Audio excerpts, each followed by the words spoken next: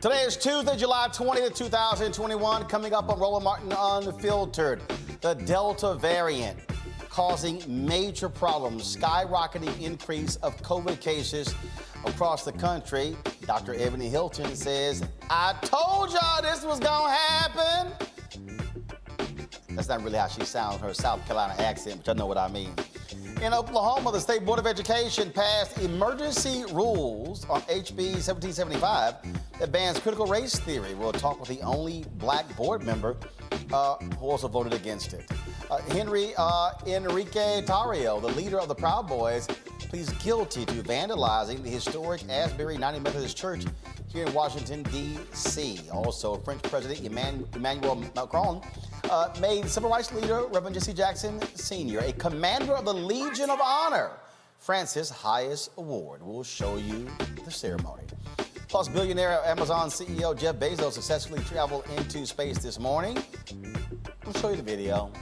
Also, he announced that he's given Van Jones $100 million to hand out however he so chooses. And our next door Black Business segment is with Beautiful Curly Me, a business inspired by and created by an 8-year-old. Folks, it's time to bring the funk. I'm Roland Martin Unfiltered. Let's go. He's got it. Whatever the miss, he's on it. Whatever it is, he's got the scoop, the fact, the find. And when it breaks, he's right on time and it's rolling. Best believe he's knowing. Putting it down from sports to news to politics. With entertainment just for kicks, he's rolling. It's on go, roll, y'all. It's Roland Martin, yeah. Rolling with Roland now.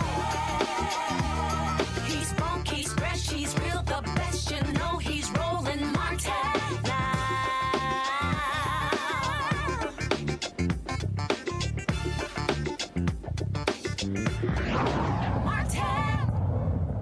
All right, my first guest loves to say, listen, listen.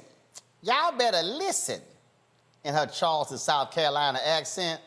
I'm talking about Dr. Ebony Hilton. She's been a frequent guest on the show. Go ahead and pull up. Listen. Listen. Well, they should have listened. If they did listen, we wouldn't be in this mess that we're in right now. So there's that. So y'all, Dr. Ebony Hilton, she has been, of course, from the University of Virginia, also with Goodstock Consulting out of South Carolina. She has been constantly upset with these folks when it comes to COVID, not want to put their damn mask on, folk getting upset about the vaccine. Ebony got one of them space-age masks that she wears when she's in the hospital. Wear it for 13, 14, 15 hours a day. She don't even take it off to eat, y'all. She ain't taking it off. Nope. And so you got the Delta variant that, of course, is happening all across the country. Now you have the Lambda variant is causing many conversations about vaccines and mask mandates. Here are the COVID numbers as of today. In the U.S., 35,019,526 reported cases of COVID-19 and 624,998 reported deaths. Now, we are seeing increases happening in a variety of states. Now, the White House, they've also reached out to Fox News regarding their controversial COVID coverage, often spewed by Tucker Carlson, Sean Hannity, Laura Ingraham, and others. This is former Fox White House correspondent Carl Cameron talking about the spread of misinformation by folks like Tucker Carlson. It's about ratings. Just money. And ratings ultimately become revenue. And that's the name of the game.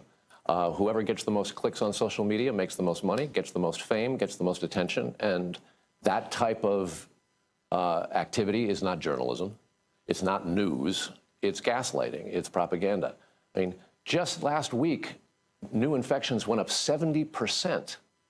And according to the CDC, the NIH, which oversees the CDC, it is absolutely 99.5% of those infections are people who haven't gotten vaccinated. I mean, come on. Anybody who disputes that sort of stuff is putting people's lives at risk and potentially killing them. Then, of course, last night you had all of a sudden Sean Hannity with a different tone. I'm just curious, are they going to get sued or something? Because normally, you know, when they decide to change their tone, things are result of a lawsuit. Y'all, here is the blabbermouth himself last night. Listen. Just like we've been saying, please take COVID seriously. I can't say it enough. Enough people have died. We don't need any more deaths.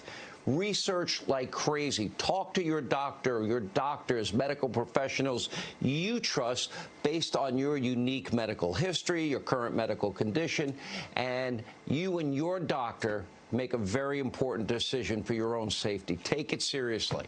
You also have a right to medical privacy. Doctor-patient confidentiality is also important, and it absolutely makes sense for many Americans to get vaccinated. I believe in science. I believe in the science of vaccination.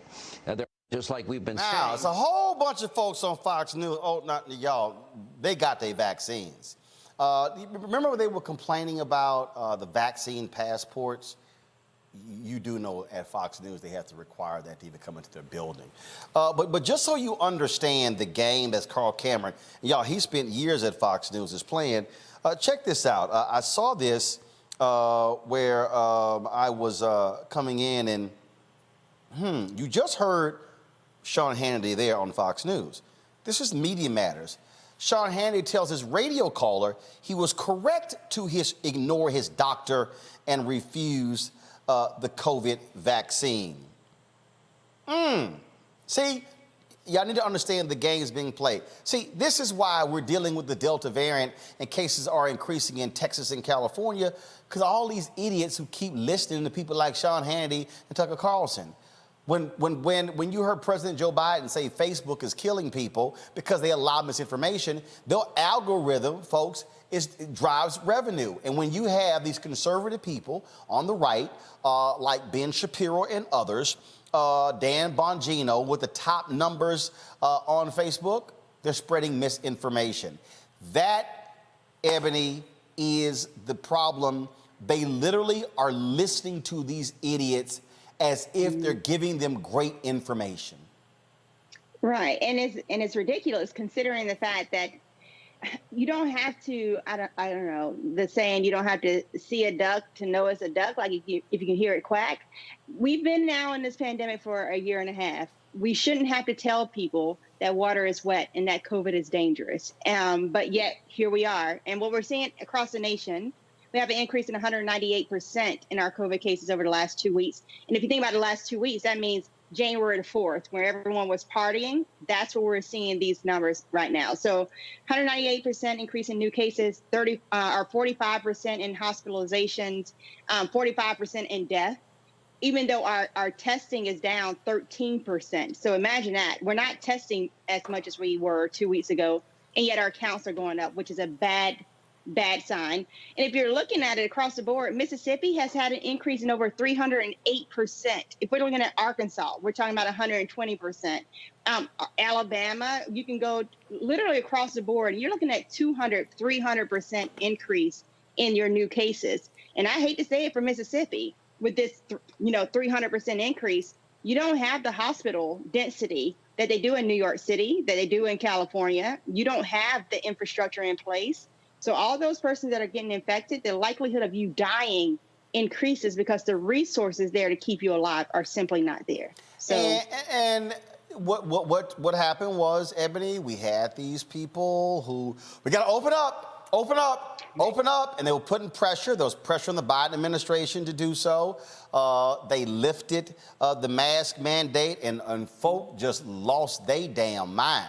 I mean, the moment the mask mandate was lifted, folk just lost their mind. Now you got Los Angeles reimposing the mask mandate. Now they got people who are mad at them because they're saying, even if you've taken the vaccine, wear your mask. And we had a scientist from North Carolina A&T on who kept trying to explain to people that that the COVID vaccine is not 100% proof.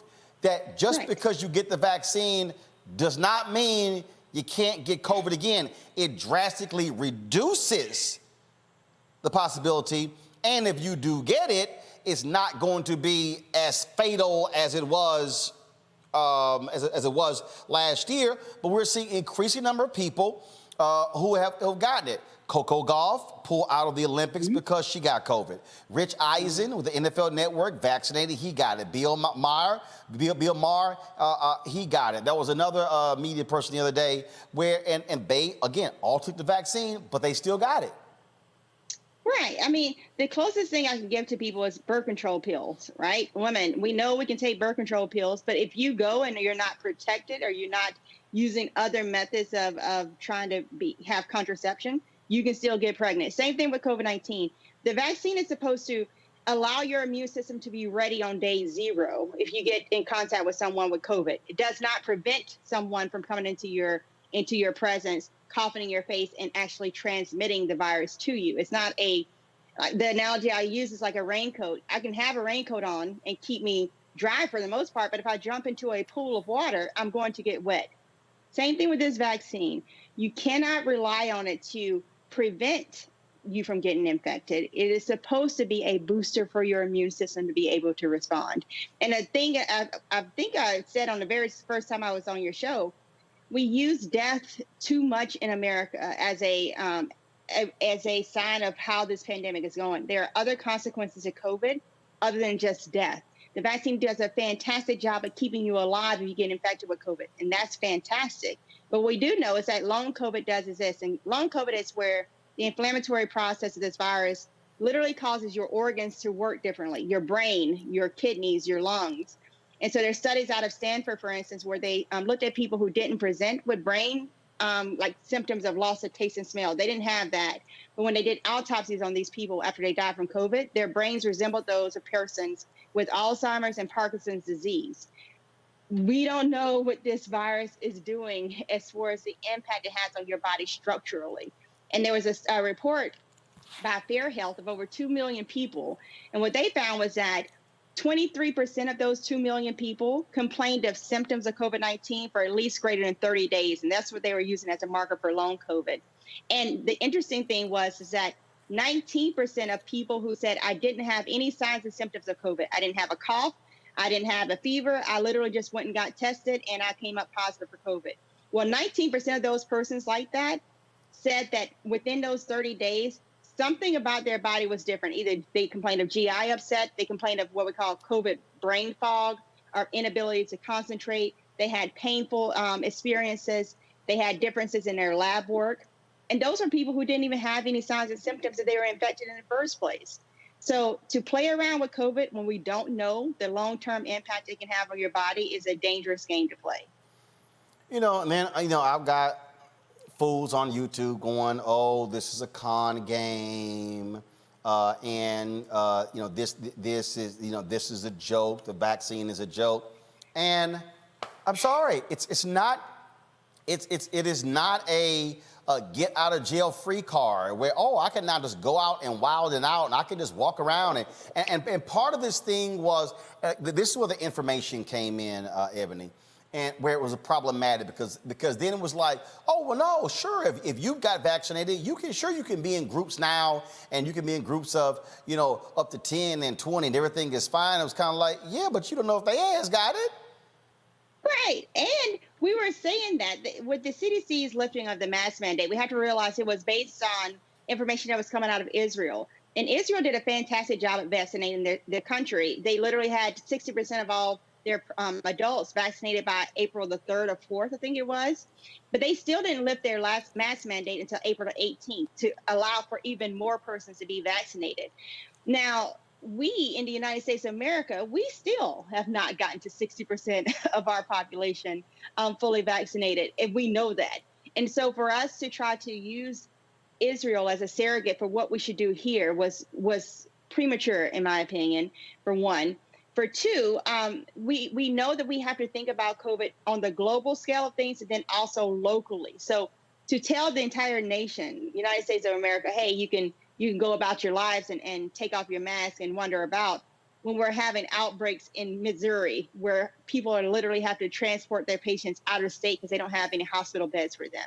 We have outbreaks in Mississippi, Florida, literally 1 in every 5 new cases of COVID is coming out of Florida.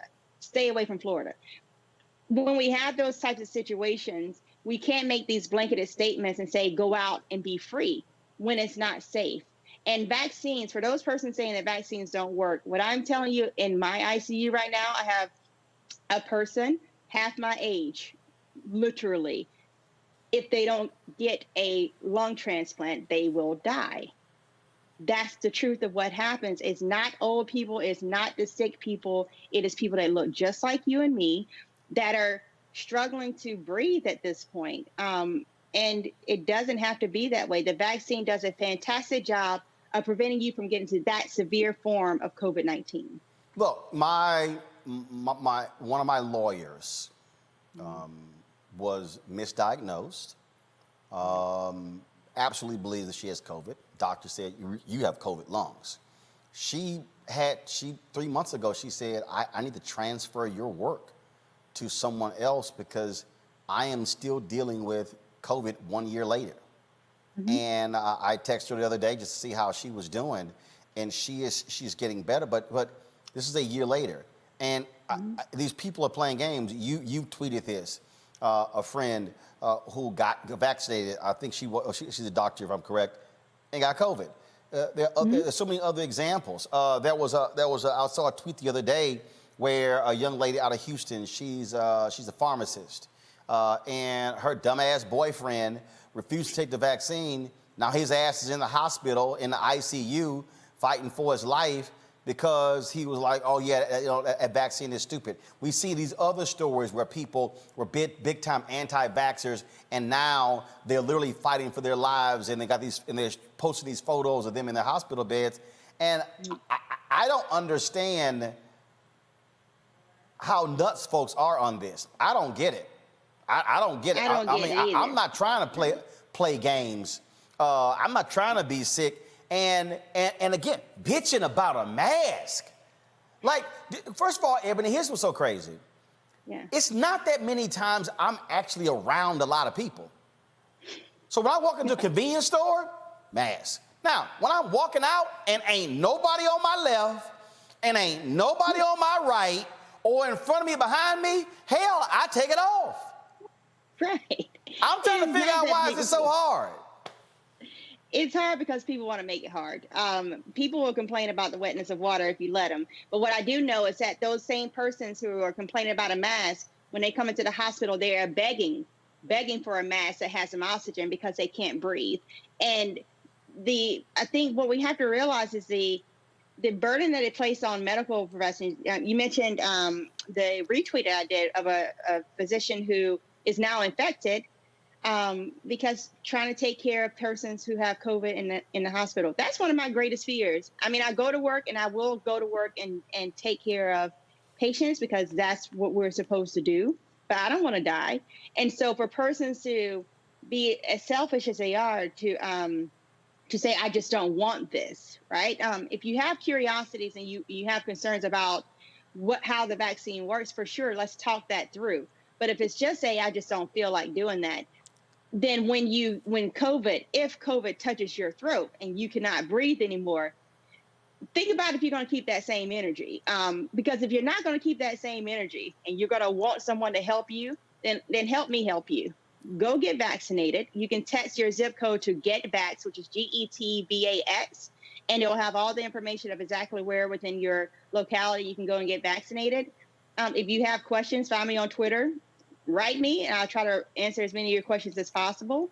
But what we know is that right now, the persons that are dying in the hospital aren't the very old, because we've done a great job of vaccinating our elderly population. Over 70-80% of those elderly people are vaccinated. It's young people, and they're leaving behind their kids. They're leaving behind orphans at this point. You don't have to do that. You literally can get a vaccination, save your life, and hopefully, if we are to get infected, if I do get infected, hopefully the vaccine will prevent me from getting long COVID and a permanent disability related to this virus. So, yeah. Look, I got this fool here. Y'all are just mad because we won't run off the cliff with the rest of the sheep. Okay, Silver Harmonics, well, when you die of COVID, let us know. Your family. I pray he doesn't die. No. See, sometimes you got to go ahead. So, Silver Harmonics, if any of your family members are watching, if you die of COVID, let us know, because you were stupid with the comments you made on YouTube. Then I got this person, Blessing Season. So you trust the government. What about the Tuskegee Experiment? Okay, let me say this Can I talk on that for a second? Can I talk on the Tuskegee? Go ahead. Because I was going to go ahead and handle it, but go right ahead. Because Tuskegee is brought up over and over again, but if people truly know the history of what Tuskegee actually was, Tuskegee Experiment was carried out from 1932 to 1972, just 10 years before I was born. It was actually ended. And this Tuskegee Experiment was actually the U.S. Public Health Service calling out to the Black community saying, we want people with quote unquote bad blood to come in and we're going to give you treatment for bad blood. But actually what they were looking for was people with syphilis. And the thing with Tuskegee was that they did not give them treatment. That was the problem with Tuskegee. They Hold on. Let's slow that down. They were not injected with anything. No. What they did was monitor them. They didn't give them any. They didn't provide any medical care. There was no injection of Black people to the Tuskegee Experiment. Go ahead. Right. And that's the problem. We knew that the cure for syphilis in 1940 was penicillin. So for 30 years, they allowed this experiment to happen, knowing they had a medicine that could cure these people. And so with COVID, when we've been watching for this last year and a half, Black and brown people dying at higher rates, if the United States government said, we have this vaccine that could save your life, and they said, we're not going to give it to you, that would be Tuskegee Part 2. But what we have now, this whole idea of I don't want the vaccine because they may be trying to do something. Do you think I would go and tell my grandmother to do this? Do you think you would see that the most powerful people in our country were the very first ones running up on stage to try to get vaccinated because they realize this is the only thing that can keep them alive to see 2022. We've already lost 630,000 Americans at least, and that number is grossly underestimated because we weren't testing a lot of people early on in the pandemic because we didn't have tests. So when we're looking at that, it's again, whenever you're trying to come up with an argument, and I welcome healthy discussions, but make sure it's based in facts. And if you're going to bring up Tuskegee, just realize that Tuskegee was the holding back of medicine. It wasn't the giving of medicine. They knew we were sick, and they said, I'm not going to treat you because I want to see what syphilis does to the brain, to the lungs. What does it do to someone if we don't give you medical care? Well, you don't have to have that anymore in America. You can get treatment, and that starts, especially in this pandemic, with, again, texting GetVax, GETVAX, your zip code, and you can find out where to get vaccinated. All right, then, Dr. Ebony Hilton, and I see your nice little cute candles over there over your left shoulder. I got to zen out. This has been a stressful week. I'm tired. Yeah, no, you trying to get your little 10 for 10 on Room Raider on Twitter. You ain't fooling me. It's a candle from Rewind, and actually that's a great company. Man, you got the books, you got the candles, you got your 18 degrees on the wall. This is not office. Only thing missing is your little. Do you give everybody else this kind of grief? Yes. I ain't seen it. I give you extra grief. I'm gonna give you extra grief. I ain't seen it. Okay, Charleston. I haven't seen it, but I'm gonna take a peek. All right, we'll chat later. All right, I'll see y'all. All right, Bye, take care. All right, y'all. I want to bring in my panel, but before I bring them in, y'all, Dr. Anthony Fauci just got sick and tired of Senator Rand Paul's punk ass. They went at it today. Listen to this. Into something. If the point that you are making is that the grant that was funded as a sub-award from EcoHealth to Wuhan created SARS-CoV-2, that's where you are getting. Let me finish. We don't know. Well, we don't wait know a minute. If it did come from the lab, but all the evidence is pointing that it came from the lab, and there will be responsibility for those who funded the lab, including yourself. I totally This committee will allow the witness to respond. I totally resent the lie that you are now propagating Senator, because if you look at the viruses that were used in the experiments, that were given in the annual reports, that were published in the literature, it is molecularly impossible. No one's saying those viruses caused it. It No is one is alleging that molecularly. those viruses caused the pandemic. What we're alleging is that gain-of-function research was going on in that lab, and NIH funded it. That is you can't not. get away from it. It meets your definition, and you are obfuscating the truth. I'm not obfuscating the truth. Senator You are the Paul's one. time has expired, but I will allow the witness to. Let me just finish. I want everyone to understand that if you look at those viruses, and that's judged by qualified virologists and evolutionary biologists, those viruses are molecularly impossible No one's to saying result they are. No in one's saying those viruses SARS-CoV-2. caused the pandemic. Senator Paul, We're saying they are gain-of-function viruses because they were They're not. animal viruses that became more transmissible in human, and you funded it. And you admit the truth. And you Senator implying. Paul, your time has expired, and I will allow witnesses who come before this committee to respond. And you are implying that what we did was responsible for the deaths of individual. I totally resent could that. have And been. if anybody And it is could have been. lying here, Senator, it is you.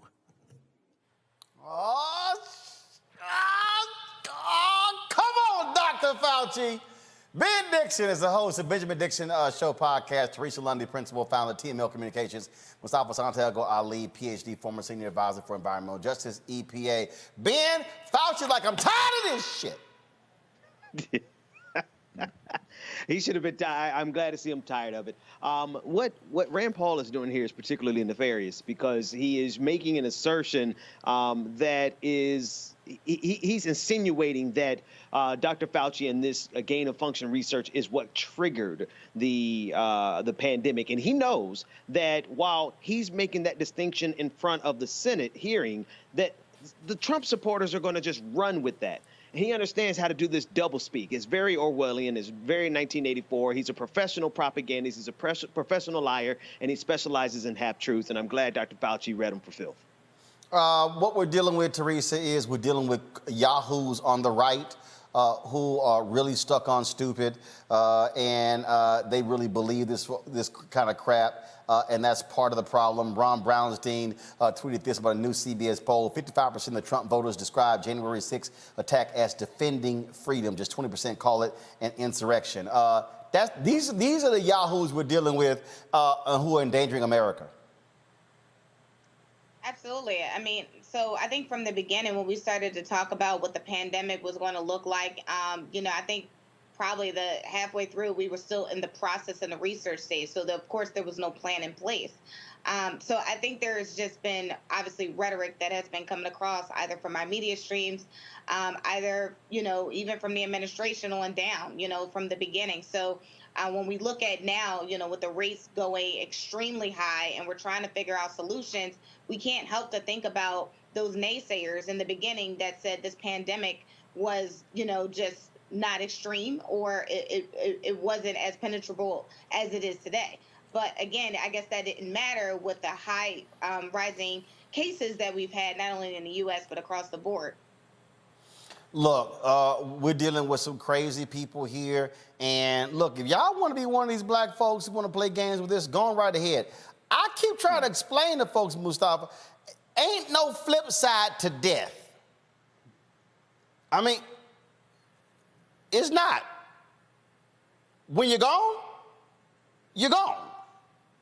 That's it. Y'all can play with this all y'all want to. I ain't playing with it. Yeah, it's like playing Russian roulette, with your life, with your health, and your wealth. When you actually look in totality of how, COVID-19 impacts you, we know that we're dying disproportionately.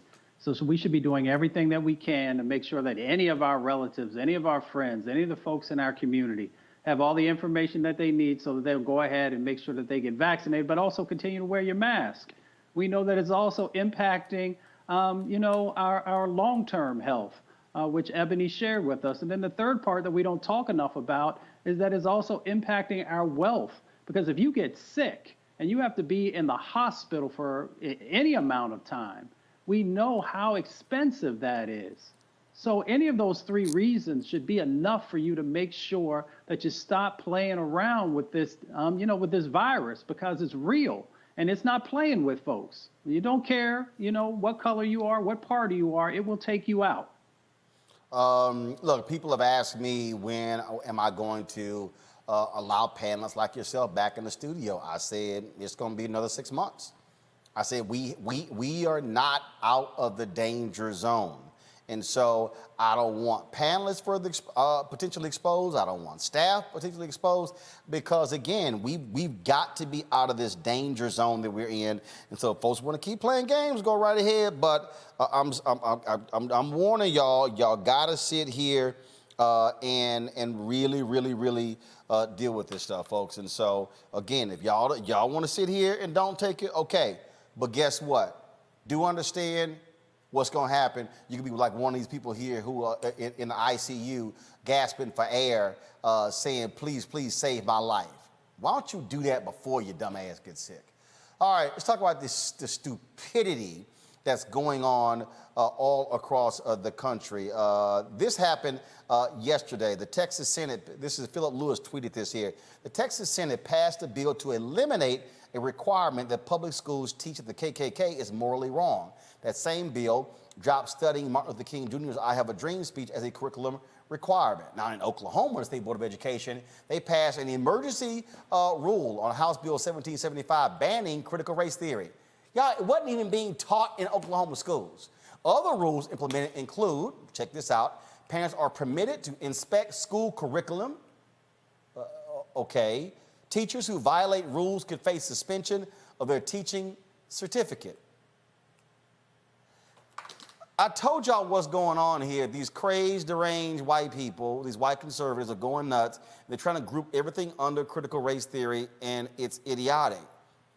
But you see what's going on. The Texas bill and its neighbor in Oklahoma, their actions is causing them to have impact far greater than so-called critical race theory. Carlisha Williams Bradley is the only Oklahoma State Board of Education member who voted against these particular rules. She joins us right now. Take us inside the room. What was the conversation like with your fellow board members who were debating critical race theory when it's not even being taught in Oklahoma schools? No, we had the board meeting and there were several parents who signed up to speak. You only have 8 individuals who are able to make it on that docket. And many of the comments related critical race theory, compared it to teaching and talking about race and privilege in school as bullying. They talked about these discussions on race and racism lead to things such as genocide in other countries. I mean, the concepts that these parents and the fear-mongering that went into this discussion was just completely outlandish. And when it came time for the board to vote, my fellow board members were silent. I shared about the fact that many of the comments that were made aren't even things that are taught in a K-12 classroom. When we're talking about critical race theory and not truly understanding the definition, placing everything under that umbrella. And what we're really saying is that we are not comfortable having conversations about race and racism or teaching our true, accurate history. And this is an act of a censure of our history teachers, of our teachers in the classroom. And for us in Oklahoma, administrators, teachers, even myself, I didn't get the final version of those rules until 30 minutes before the meeting. So this is happening swiftly, and it is happening in the dark. And just to put this thing in perspective, wasn't it just in 2018 when Oklahoma started teaching the Tulsa race massacre in Oklahoma schools? So it took all those years, almost 100 years, boy, but they moved real fast on this one. Yes. And it's so interesting, the energy that surrounded Tulsa. Just a month ago, we're celebrating the centennial, not celebrating, but commemorating the centennial. A spotlight is on our history and telling this truth. And many of the school districts began to adopt new curriculum that was developed. And so now here comes House Bill 1775.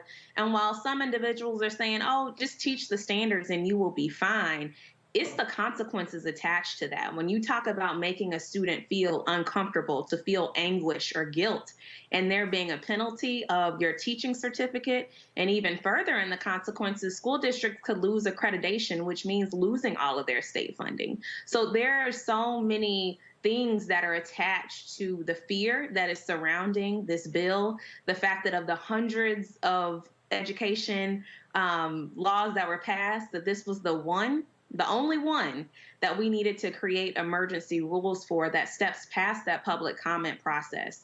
So not only, you know, when we think about finally getting to speak the truth and putting that in the standards, it's 3 steps forward and 4 steps back for us here in Oklahoma. And I'm just deeply concerned at where we've landed, and especially in being the only person to voice dissent at this board. And the thing that we are seeing, and this is what people have to realize, when you look at that Texas bill, when you look at what these fools in Tennessee have been trying to do, how they've been trying to change the textbooks as well, the real deal, these folks do not want race. They don't want diversity. They don't want any of this stuff being taught. And their strategy is to put everything under this critical race theory umbrella. Correct. I mean, and it's interesting, you know, even when you look at the bill for Oklahoma, it doesn't say critical race theory in the bill. It says that you can't talk about meritocracy, that you can't speak on hard work ethic and it being related to somebody's race or identity, that you can't make people feel anguish, guilt, or any type of fear in regards to their race or their gender. So there's coded language in there, but underneath all of it is the ability to silence conversations about race, to silence conversations about the truth in our history. And it is an organized movement. As many people that have reached out to me since the rules passed, it is our community oftentimes reacting to the circumstances. But to be honest with you, the conservatives were organized already to be on that agenda, to speak at this meeting. They were sending hundreds of emails to the board members days before we got to this vote. So I just really encourage, especially as we look across the country and this is happening rapidly, we must organize and we must elevate our voices. Well, but you got to realize, I mean, this has been driven by Fox News, by conservative talk radio. That's what's been going on here. And so it is a trumped up fake conversation, and that's what it is, pure and simple. True. You're right. I mean, and it's a conversation that's not built on truth. And even when you try to approach the conversations about critical race theory not being taught in school at all, I now see, now that we have passed these rules, there's another surge of many of the conservative think tanks who are saying, capture screenshots, do whatever you send reports to the State Department about these teachings in schools. They are on a mission to find anything possible to continue to ignite the flame of this fear and really a false conversation. But it has become the center of attention, especially in a state like Oklahoma that isn't even funding education properly. While we're sitting here talking about what you can't teach, we're not even funding public education to the degree in which we should. So that it is really smoke and mirrors, but it is also for us in our state that just finally began to reckon with our past, a critical and pivotal point to where we have to say, not here, not now. We need to do something and we need to see something change. All right, then. Well, look, keep up, the fight. That's what it entails, and I know it must be lonely being the only voice dissenting. But remember, it was Congresswoman Barbara Lee who was the lone voice voting against that war in Iraq, and she was hailed as a fearless leader a decade later. And so sometimes you got to do it by yourself when others don't want to stand up. Thank you. I appreciate it. All right, Carlisha Williams Bradley, thanks a lot. All right, folks. We're on my panel here. Teresa, I want to start with you. We need to understand what it's about coming down the pipe here. What you're having is, and people don't understand what's going on. You can have all the black folks in Atlanta. Republicans control the legislature in Georgia. You got black folks who are in Houston, but you got Republicans controlling the legislature in Austin, Texas. You got in your state, black folks in Philadelphia, but you got Republicans who are controlling legislature in the state capitol. That's what for all the folk who love talking about local control, no, they only believe in that when they are in power local. They want to control everything happening in these cities. They want to stifle black power. Absolutely. You should see the amount of disproportionate, not only laws, but strongholds that they have on certain conditions here in the city of Philadelphia. But again, I think Republicans are always thinking about the long game. So they, kind of gave up on local elections in some of these areas in the Commonwealth, and they have been focused on statewide appeal. And I think that same message and that same strategy has been working across different states where they're doing the exact same thing in the exact same playbook. So I think it's really incumbent up to us, local elected officials that are African American, to strive for those statewide positions and to ensure that their base is not only focused on local issues, but stronger statewide relations, because we honestly wouldn't have some of these issues that we are today if they were in positions on a statewide basis. It's all about power. It's all about control, Mustafa, and that's what the Republicans are doing. Yeah, it has always been about power. And this is politics. Folks know that they don't have any major policy to run on in 2022 or 2024 that we've seen so far. So they go back to these old, things that they can try and whip people up about and get folks to get in line with what the Republican Party thinks that it currently stands for, or what it does stand for, because they're the ones that are supporting this. So we know what the game is. We have to be very concerned, though, that there's the culling of teachers that will happen, where the subjectiveness of being able to say, well, you said this, which was out of step, so you're no longer there. And as we lose good teachers, we hurt black and brown students who desperately need to have folks who look like them, who they can connect with.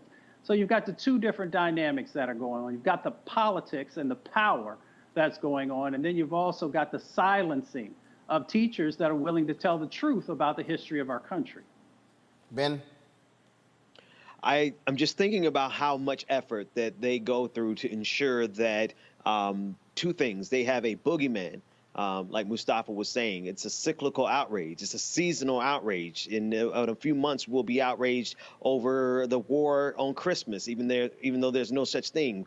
Republicans are professional propagandists. They've mastered the art of the talking point, and they understand how to maintain and sustain outrage between elections. That's what they're good at. The second thing is that they're absolutely committed to making sure that the history of this country is never told by the people who have been on the receiving end of this country's power. And so the oppressors never want the history told by the oppressed.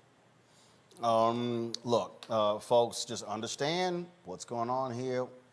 Look, we're trying to warn you in advance. It's going to be more of this happening. Got to go to a break. When we come back, Reverend Jesse Jackson Sr. is honored by the nation of France. We'll show you exactly what took place. Also, later in the show, we'll talk about black business and how you can use the Nextdoor app to actually grow your business. All of that. Don't move.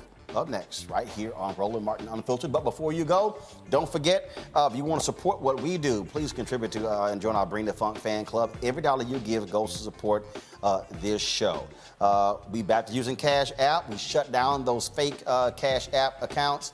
Also, if y'all gave money to any of those fake accounts, please send me the screenshot to Roland at RolandMartinUnfiltered.com so I can forward them to Cash App. So hopefully we can try to get that taken care of.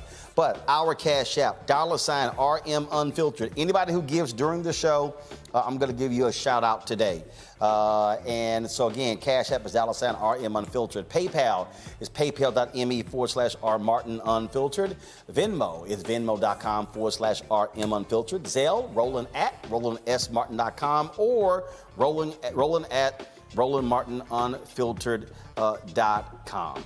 Back in a moment. I believe that people our age have lost the ability to focus the discipline on the art of organizing. The challenges, there's so many of them and they're complex, and we need to be moving to address them. But I'm able to say, Watch out, Tiffany. I know this road. That is so freaking dope.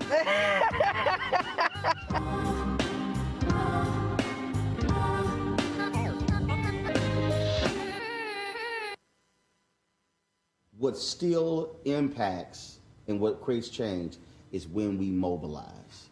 When we say we're not powerless, and if I get with you and you and you, and all of a sudden it's 10, then 20, then 100, then 500, then 2,000, then 5,000, all of a sudden you have mobilized people, that creates that voting power.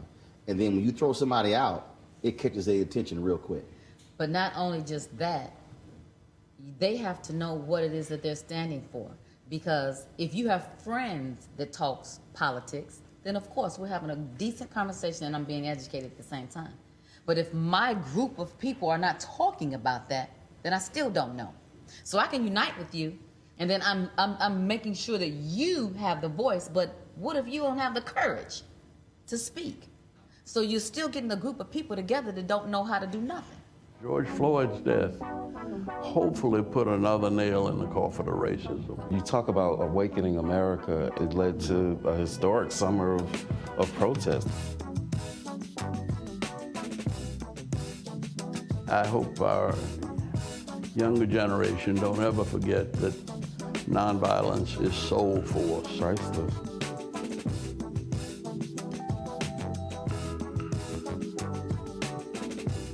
I'm Bill Duke. This is Diala Riddle, and you're watching Roland Martin, Unfiltered. Stay woke.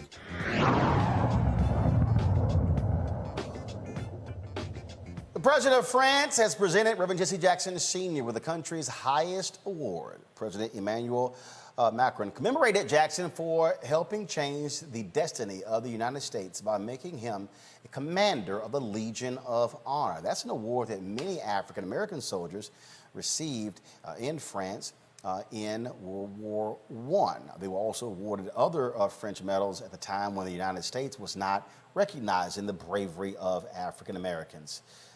Here is part of that ceremony.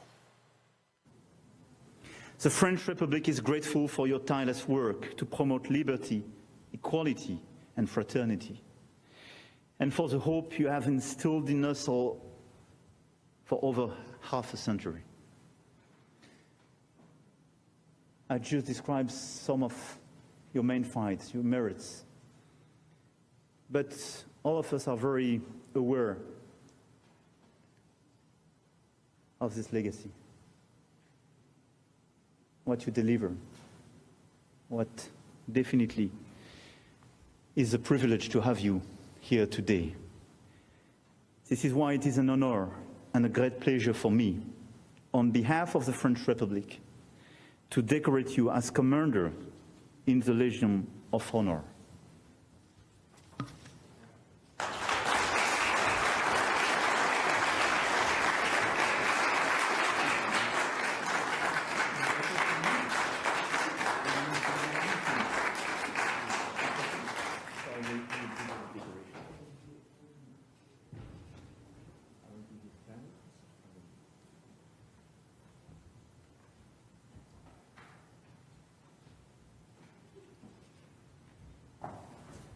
Monsieur Jesse Jackson, au nom de la République française, nous vous faisons commandeur de la Légion d'honneur.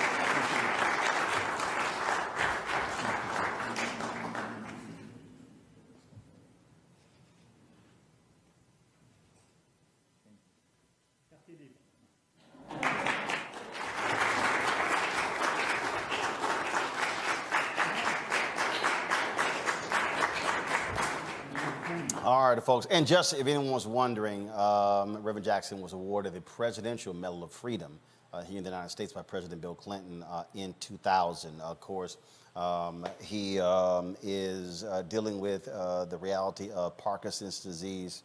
It is important I think it is important that this generation and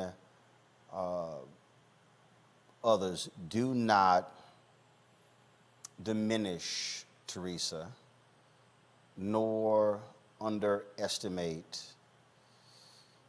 or ignore the tremendous work over his life of Reverend Jesse Jackson Sr. It's very painful for me to watch him now, someone who was such a powerful orator, someone who is arguably one of the top 10 greatest orators of the 20th century. But a lot of folks ignore and dismiss what he has done and accomplished on behalf of a lot of folks, but especially black folks. I agree. And I think, as we talk about what the next generation looks like, even my generation, Jesse Jackson, who has been through a lot, who has suffered Parkinson's disease, at the tender age of 79, he has been a monument, and you have seen him in social justice organizations. You have seen him marching. You have seen him establishing coalitions. He has been the foundation of a lot of these institutions. And I think for me, it's more so about remembering his legacy and remembering his purpose. And I think, even this honor has shown that he is being remembered because of the great works he has done. And I think some of those works not only is going to be remembered, but it's going to be passed down by generation to generation. But again, we just got to, keep pushing our history and pushing our legacy to the next generation. And because I have spent a significant amount of time with him, Mustafa, because I have interviewed him on numerous occasions, folks people who've known him, interviewed many of Dr. King's lieutenants. I think in many ways, because Reverend was in so many places, he was so familiar to a lot of people that folks have not really had the reverence, if you will, and the appreciation for what he has done. I mean, Reverend Jackson is a treasure. He's not just an American treasure. He is a planetary treasure in the work that he has done. And, some folks know about the work that he did with Dr. King, that transformational work of the civil rights movement, the founding of Rainbow Push, bringing all kinds of people together, push for social justice, for workers' rights, really trying to make sure that real change actually happened, running for president and actually pulling together a fantastic Democratic campaign in that space, reaching across international borders and helping to free folks who had been, kidnapped, and all these other types of things that are a part of his legacy. My grandmother once said, don't give me roses after I'm gone, give them to me while I'm here. If we truly want to honor Rev, then let's make sure that we're uplifting his story. But, we have to also start to push and make sure that many of these buildings have his name and other great men's names on it. When we go to Capitol Hill, why don't we see, a building named after Jesse Jackson Jr. or John Lewis or a number of the other greats who have been a part, not just of our past history, but continue to make history to this day. So, I'm thankful to the French for what they've done for our people in the past, and that they continue to honor our folks in a way that sometimes we don't do it ourselves in our own country. And we've got to push, because if we don't push to make sure that they're honored, nobody else will. Benjamin, I've I've never traveled internationally, Reverend Jackson, but many folks have made it clear that he is often treated like a head of state when he goes overseas. And I'll say this, and I don't care what anybody has to say. You could talk about today, you could talk about the NAACP, multiple presidents. You can talk about the National Urban League, multiple presidents. You can talk about Reverend Sharpton, other civil rights leaders. But I can tell you right now that none of them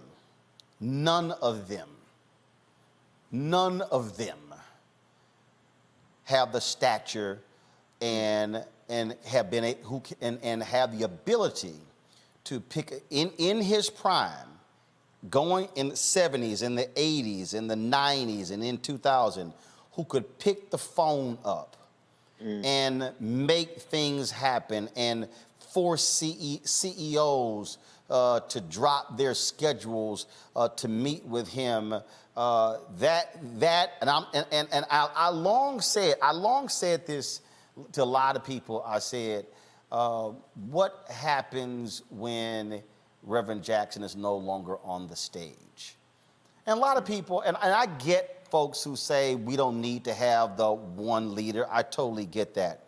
But what I was trying to get people to understand was the influence and the power to be able to impact things.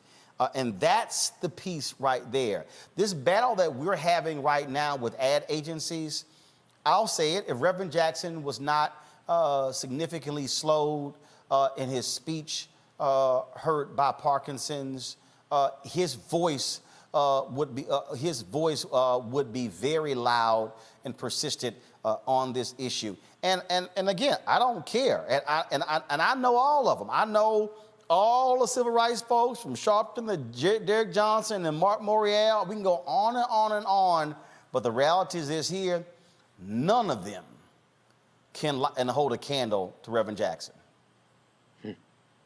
I'm thinking of two things. I'm thinking of the funeral of C.L. Franklin when Jesse Jackson was there and Jasper Williams was preaching. It was, I don't know what year it was, but I couldn't have been but a boy. I saw the tape of it, and Jesse Jackson was moving with a style and a grace that matched his commitment to Black people and human rights. And he has always had that grace and that soul deep down in him that manifested not only in how he responded to the preached gospel, being Reverend Jesse Jackson, but also to the liberation aspect of the gospel. And I also am reminded of, I think, Roland, you had him on back when it was the year anniversary of George Floyd's death, and he was on with Carlton Pearson and Jamal Bryant that day. And I heard him, he still has the same level of brilliance. Oh, yes. But you could see the struggle with Parkinson's, and I just see a struggle of a brilliant man who still has so much more that he could say. But like you said, like just the fight, the physical fight, he hasn't let it stop him, even if it slowed him down. He is still one of the most brilliant men I've ever heard speak. And again, he was with Reverend Barbara a week or two ago, got arrested here in D.C. Fighting for voting rights. And the deal is here. He's not perfect. Nobody is perfect. MLK wasn't perfect. JFK wasn't perfect. LBJ wasn't perfect. And we understand that. Many of y'all probably have never seen this. A lot of y'all who are watching and listening. I probably listen to this at least 6 to 8 times a year. And I brought it forward, but if y'all really want to understand what Benjamin just said, I need the last 7 minutes of Reverend Jesse Jackson Sr.'s speech at the 1988 Democratic National Convention in Atlanta. If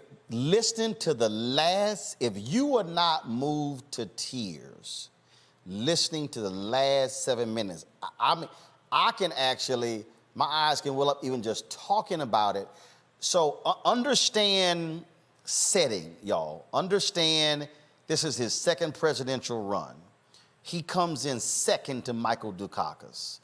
Anyone who remembers that, he took a bus from Chicago to Atlanta, and it was as if he was the candidate going to claim the nomination in Atlanta. But I want y'all to listen, and I pulled it a little bit before just to set it up, but the brilliance, and that's why when all these folk talk about Obama's 2004 speech, you know, not blue states, not red states, not, y'all, I'm sorry. Look, I know my white commentators on CNN, they just went crazy with that. I was like, y'all, I'm sorry. That don't even touch Reverend's 84 or his 88 speech. It just don't. But I need y'all to listen to this. And again, a lot of y'all have never, I posted this on Instagram a couple of years ago. People had never heard this and were blown away. Check this out.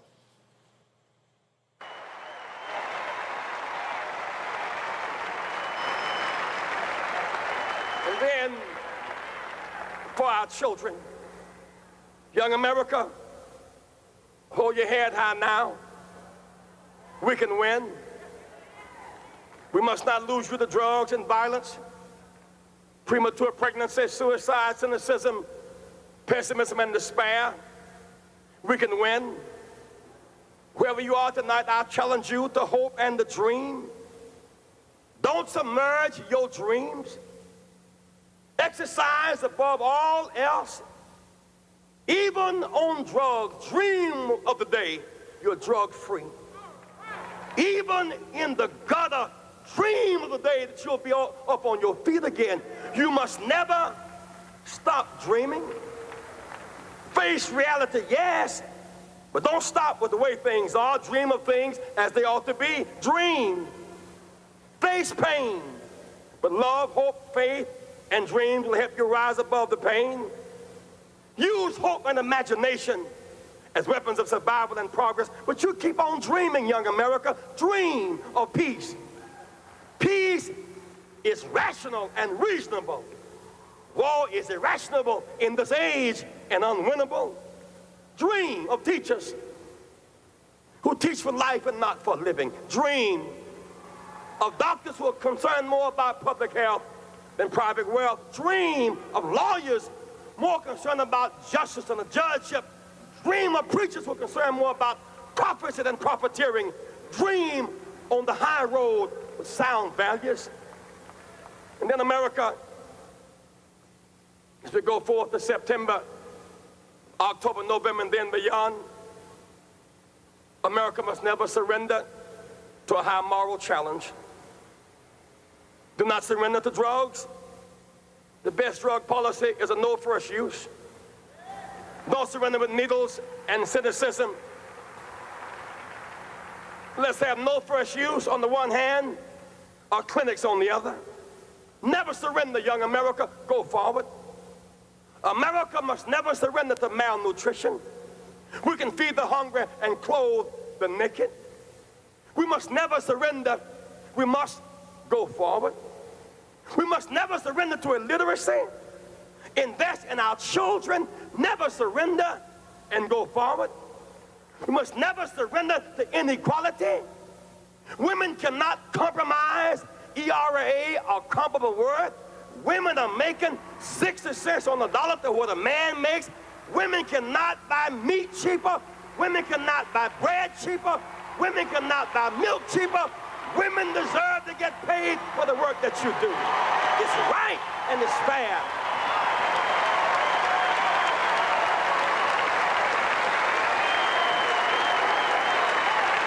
Don't surrender, my friends.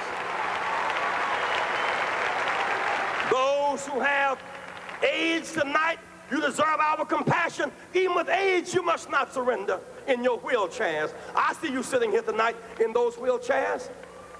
I've stayed with you. I've reached out to you across our nation. And don't you give up.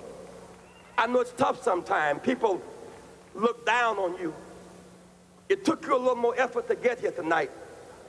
And no one should look down on you, but sometimes mean people do. The only justification we have for looking down on someone is that we're going to stop and pick them up. But even in your wheelchairs, don't you give up. We cannot forget 50 years ago when our backs were against the wall, Roosevelt was in a wheelchair. I would rather have Roosevelt in a wheelchair than Reagan and Bush on a horse. Don't you surrender and don't you give up. Don't surrender and don't give up.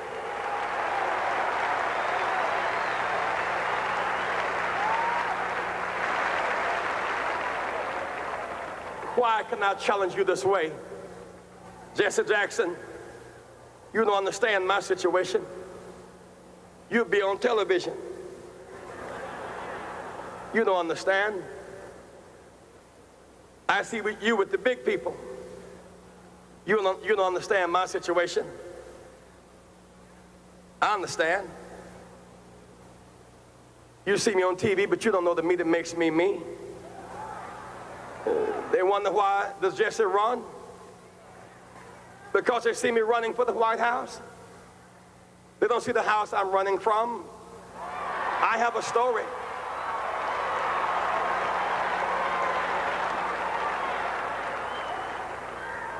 I wasn't always on television. Writers were not always outside my door. When I was born late one afternoon, October 8th, in Greenville, South Carolina, no writers asked my mother her name. Nobody chose to write down our address. A mama was not supposed to make it, and I was not supposed to make it. You see, I was born to a teenage mother who was born to a teenage mother. I understand.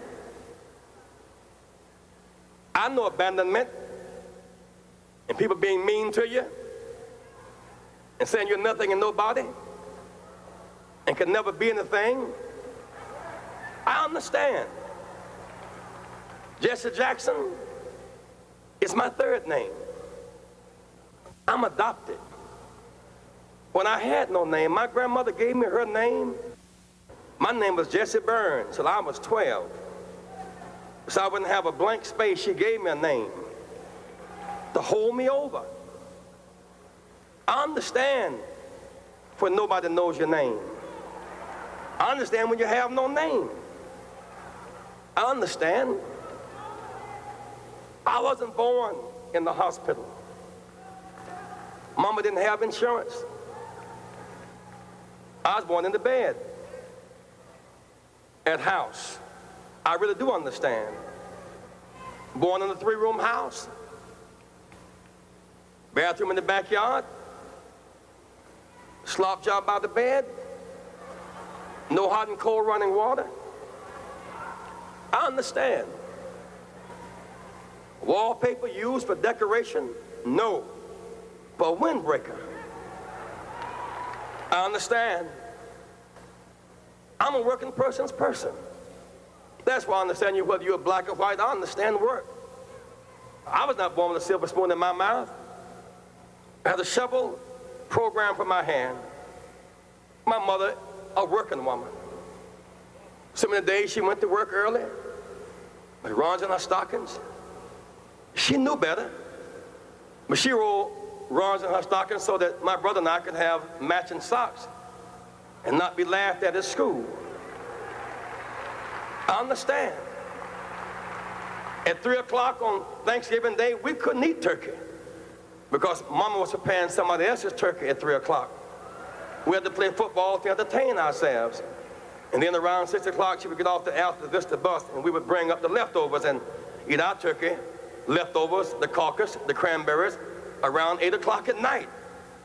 I really do understand. Every one of these funny labels they put on you, those of you who are watching this broadcast tonight in the projects, on the corners, I understand. Call you outcast, low down, you can't make it, you're nothing, you're from nobody, subclass, underclass. When you see Jesse Jackson, when my name goes in nomination, your name goes in nomination. I was born in the slum, but the slum was not born in me. And it wasn't born in you, and you can make it. Wherever you are tonight, you can make it. Hold your head high. Stick your chest out. You can make it. It gets dark sometimes, but the morning comes. Don't you surrender. Suffering breeds character. Character breeds faith. In the end, faith will not disappoint. You must not surrender. You may or may not get there, but just know that you are qualified and you hold on and hold out. We must never surrender. America will get better and better. Keep hope alive. Keep hope alive. Keep hope alive on tomorrow night and beyond. Keep hope alive. I love you very much. I love you very much.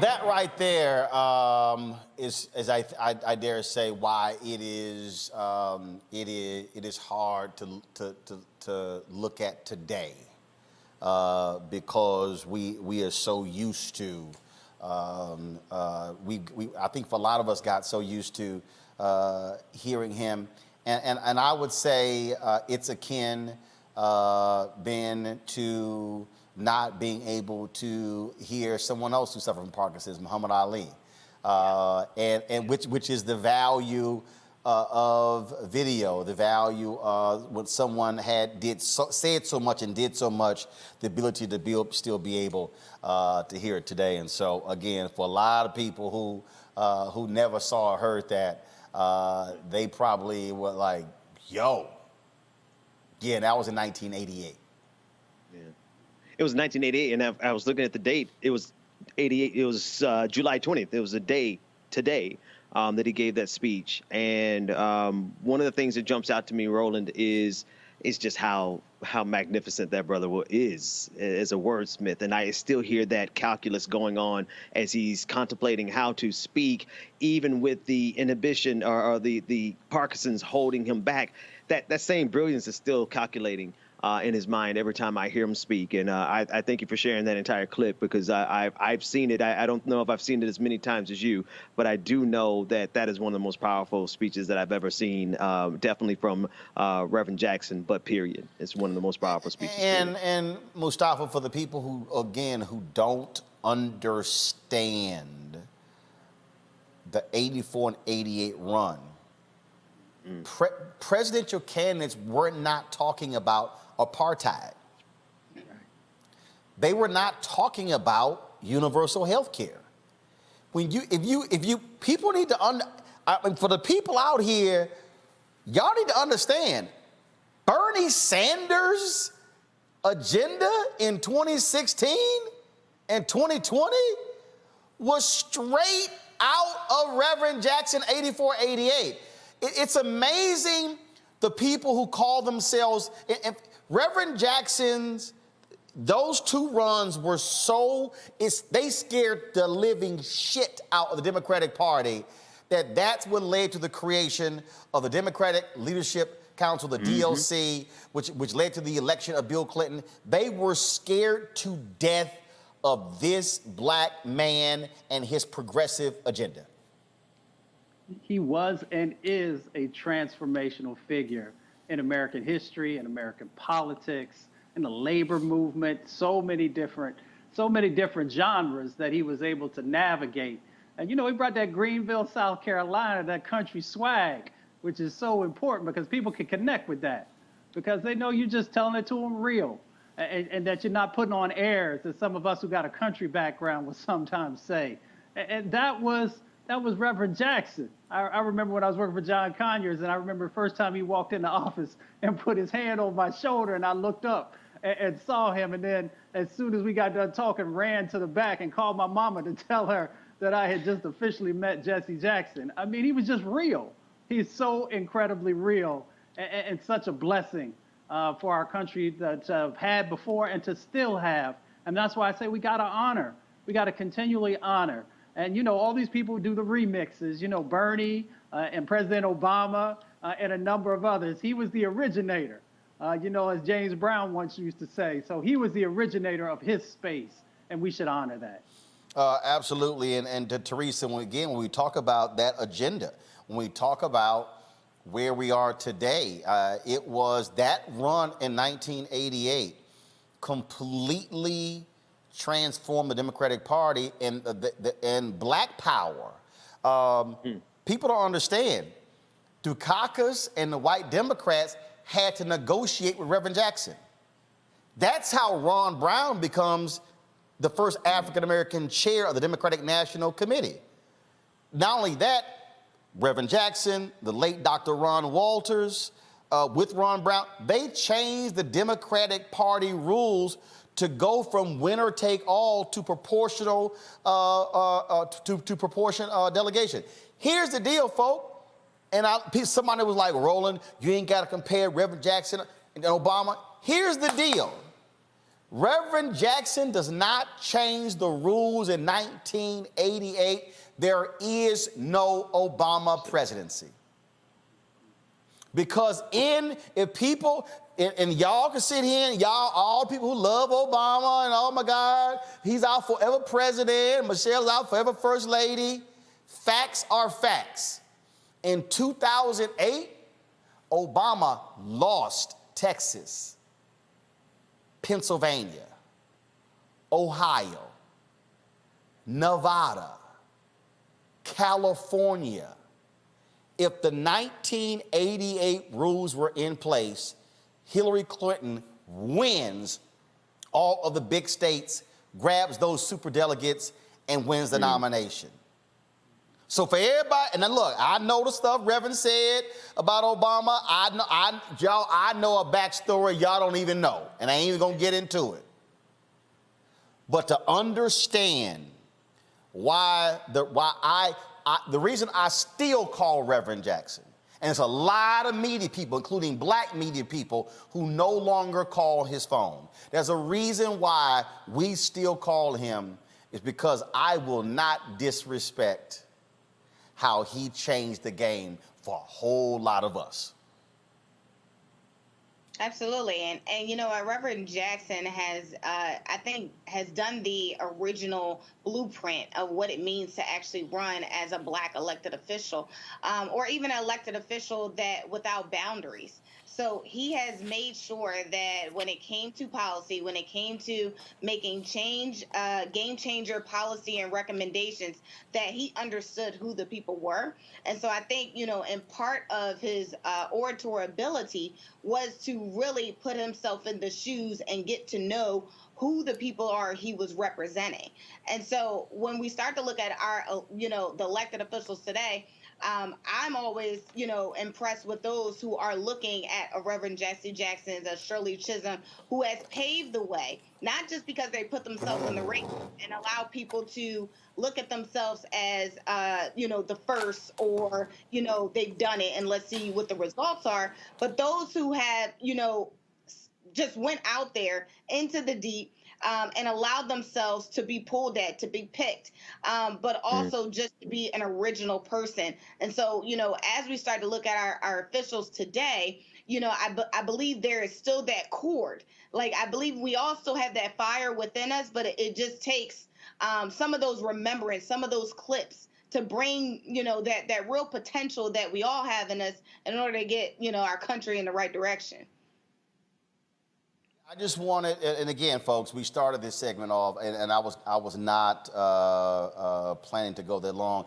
And Ben, I'm glad you caught that, because I you know, we played it here. Did not realize today was the anniversary of that speech, and you know, the French honoring Reverend Jackson, and you know, you hear all the time, sometimes what the Bible says about a prophet in his hometown. But I just think, and I do this all the time, and I say this to a lot of younger black folks, and part of this is maybe Mustafa, because when you are an alpha, there is such reverence for the 7 jewels. Most fraternities and sororities, when we think about our founders, I remember when I was honored with as the National Association of Black Journalists, the President's Award, I said something when I got it, and I said, NABJ, don't ever hold another event where you don't have your founders stand up and be recognized. Always honor your 44 founders. For me, when I come across our civil rights veterans, whether it was Congressman John Lewis or Reverend C.T. Vivian or Reverend Joseph Lowry or Steel Ambassador Andrew Young, Diane Nash in Chicago, Murley Evers Williams, I tell people all the time, go up to them and tell them thank you. Thank you for what you did. Show that appreciation, because just like, granted, our 7 jewels of Alpha are no longer here, but without those who put in the work, without those who founded our organizations, then they don't exist. And so I think a lot of folks, and I watch people a lot, Mustafa, at events, and they'll just walk past certain folks, and they'll just like, okay, I'm just too busy. And I'm like, no. Let them know. Anytime I get an opportunity to sit in a room and talk with Harry Belafonte, I do it. And y'all know how I feel. I don't use the N-word. You can't use it on my show. But I will say this here. I was at Reverend Sharpton's, I think it was one of them National Action Network dinners, and we were videotaping it, and I came up to Harry Belafonte, and he turns around, nigga, when you taking me out to lunch? And I was like, now, you know I don't let nobody call me the N-word. But you are Harry Belafonte, so you gonna get a pass today. But again, as always, and I just think a lot of people need to show that appreciation. And so whether they are our stalwarts on the national level, in your state, in your city, in your church, learn to show appreciation. Yeah, they've given so much to us. Sometimes, we don't even know everything that they did, all of the sacrifices, but we know enough about the sacrifices that they did. And they didn't have to do it. They were doing what they could to uplift our people, to create new opportunities so that the next set of generations would have an easier road to travel, but also so that we could then take it to the next level. So the least that we can do is to let them know how much we appreciate them. If you're a person who believes in saying the word love and you actually believe what you're saying, then you should let them know that you love them because of all that they did, and make sure that you're giving them that same energy back that they gave for decades upon decades upon decades. Absolutely. Teresa. I'm going to leave it there. I think, Reverend Jackson is, again, while he's alive, we need to give him his flowers, but we also need to ensure that those who are running today, that they are also focused on the same priorities because the issues haven't changed. It's just a different spokesperson at the time. So we just need to make sure we're keeping those issues alive and make sure we're putting fuel to the fire when we take that oath of office. Final comment on this topic, Ben. I really appreciate Reverend Jackson not being the first person to tell me, but the one to say it over and over again, that I am somebody. And I appreciate him being somebody who has invested his life telling the rest of us that we all are somebody.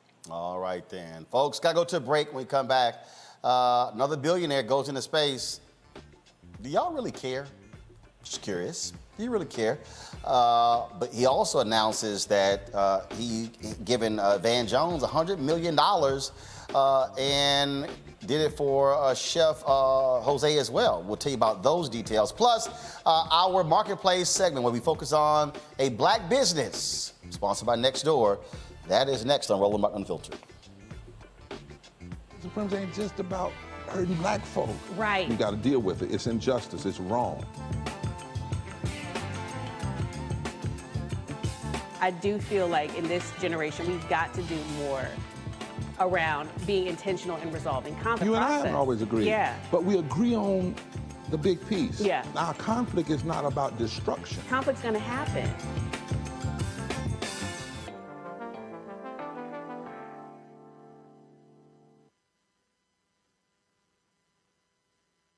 Hello, everyone. It's Kiara Sheard. Hey, I'm Taj. I'm Coco. And I'm Lily. And we're SWV. What's up, y'all? It's Ryan Destiny, and you're watching Roland Martin Unfiltered.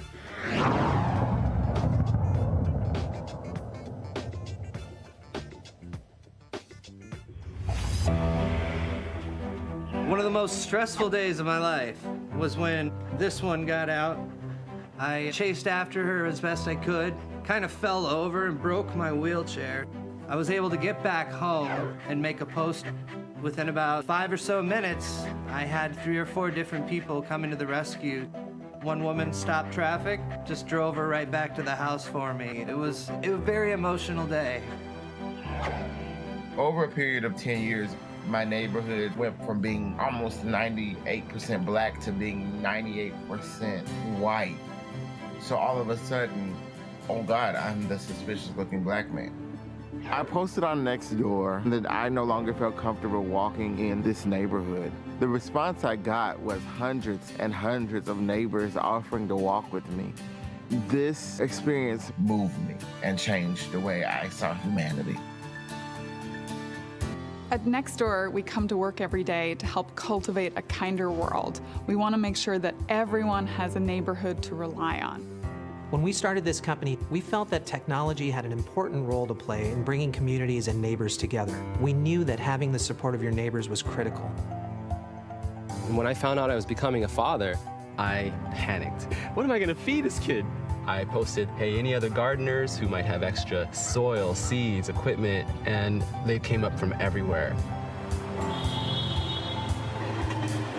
As human beings, we want a sense of safety and anything that gives us that sense of connection. You drive through a neighborhood and you see houses and bricks, but really what you have is people, business owners and entrepreneurs. We know that the locals are what keep our restaurant going.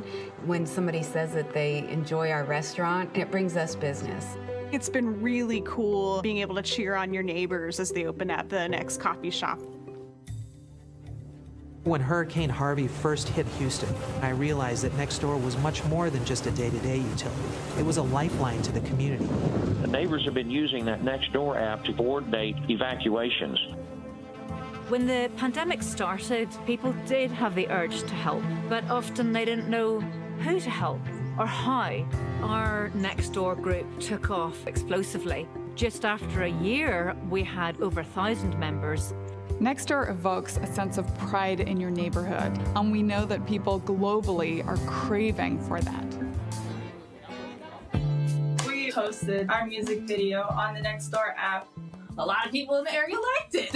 And people are beautiful. Let's go see the beautiful. Keep them rhythm for the box we got. Stay on the drums. I think the video meant a lot to our neighbors because it portrays the Cascade area in a positive lighting.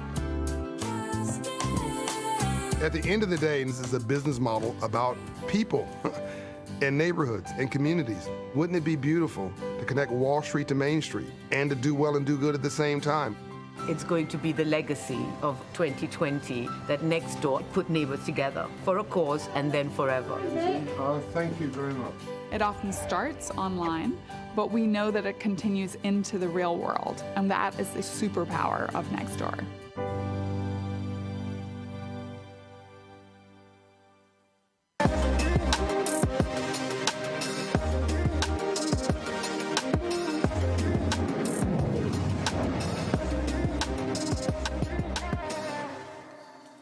All right, folks, little black kids often go to stores and see dolls that don't resemble themselves. Many black children express their wishes for dolls with the same skin tone or curly hair.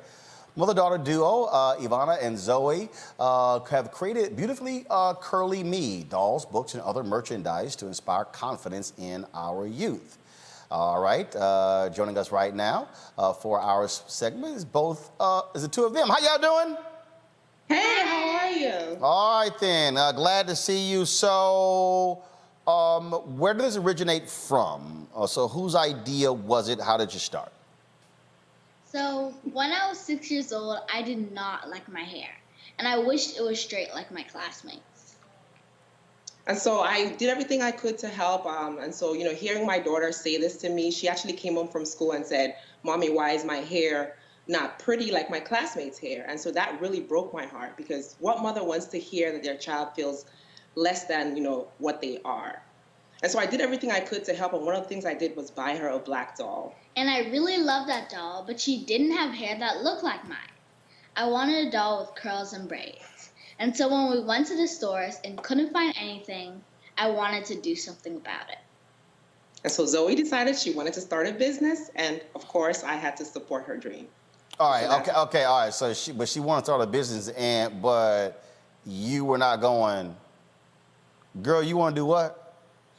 I mean, honestly, she kept saying, "Mommy, I want to make a business. I want to make dolls that have curly hair. I want to make dolls that have locks and braids, just the way I wear my hair." And I was like, so I had my cushy corporate job, and I honestly wasn't thinking about this. So, but she kept persisting, and she kept just harping on it. Like, I want to make a business. I don't know how this happened, Roland, but here we are. Okay, so want to do a business, and so how did you construct your first products? Definitely a joint collaborative effort. So, I wanted to really dig into what she wanted, right? And so she was very clear about, I want a doll that has curly hair. I want a doll that has braids. And so we just started doing the research. You want to show your doll? We just started doing the research. And so just, looking online, reading up, trying to figure out, manufacturing and design and all those things. So it was definitely a process, but I would say we made it happen. I think with tenacity and hard work and passion, and she wouldn't let it go. So we made it happen. And we're still, work in progress, but, we're doing it. And it's been great. So how many dolls have y'all made and sold since you started this whole deal, Zoe? We have helped thousands of girls around the world with our dolls, and I actually have a big goal this year to donate 5,000 dolls to underserved girls, but right now we're doing it 1,000 at a time. And so the social impact piece. Yes. So for every doll bought on our website, we give one to a girl in need. Wow. Well, that's strong there. And so, one of the things that look, distribution, marketing, all those things matter. And so one of the things we partner with Nextdoor for this particular segment. Because people have used their app to be able to connect with their neighbors, to be able to spread the word. And so how did y'all do that? How did y'all, starting out, it's not like you had a big marketing budget. And so how did you begin to build the word of mouth? Did you do it with neighbors, friends, church members, sorority sisters, other organizations? So talk about how that sort of started. Because see, a lot of people out there say they want to start a business, but they don't understand. Actually, starting a business is the absolute easiest thing in the world. It's then selling what it is you're trying to sell. Right. So you want to go? Go ahead. Yeah. So we started off with, of course, family members and church members, and then they started telling friends, and it just went from there. Yeah, we did a lot of shows in the beginning, and so it's very intentional about that because I wanted Zoe to really have that customer face-to-face interaction since, it's her business. And so that was really great, obviously pre-COVID. So we launched in 2019. And so we did a few of these vending events, and it was just so awesome, having that instant customer feedback. And that really helps you as you think through, what your kind of product roadmap looks like, and sort of, what you want, what customers want to see next, because that instant customer feedback is critical. Well, it absolutely is. And, and just, one of the things I just tell people is, again, once you got the product, you got to sell it. I remember when my wife did her book, Fulfill the Art, Enjoy Balanced Living, and probably about 3 or 4 months went by, and I said, follow me. So we go into our office. I said, what's that? And so they were like, all these, I probably had about 20 cases of boxes that were stacked into the corner. And she's like, those are my books. I said, no, that's actually money sitting in a corner. That's inventory, yes. I said, that was money spent on those books, and they're sitting in a corner. Yep. I said, writing your book and me editing your book was the easiest thing. That needs to move. Yes. Out of this corner into somebody's hand. And that's the thing that a lot of people, again, have to understand. You got to get out there and work it. So, you do. So honestly, to your point, Roland, like I would say, you can't rely on friends and family. So while you're in the beginning, they're supportive. They're not going to be your long-term customers. Let's be real. Because okay, so just hold that point right there because we need to walk this through. People, the average person also doesn't understand direct marketing. When they mail that junk mail to your house, or when you're watching an infomercial, in the direct marketing business, an absolute astounding rate is 1.5%. That means that when they send that junk mail out, an absolute fabulous, unbelievable response rate is 1.5%.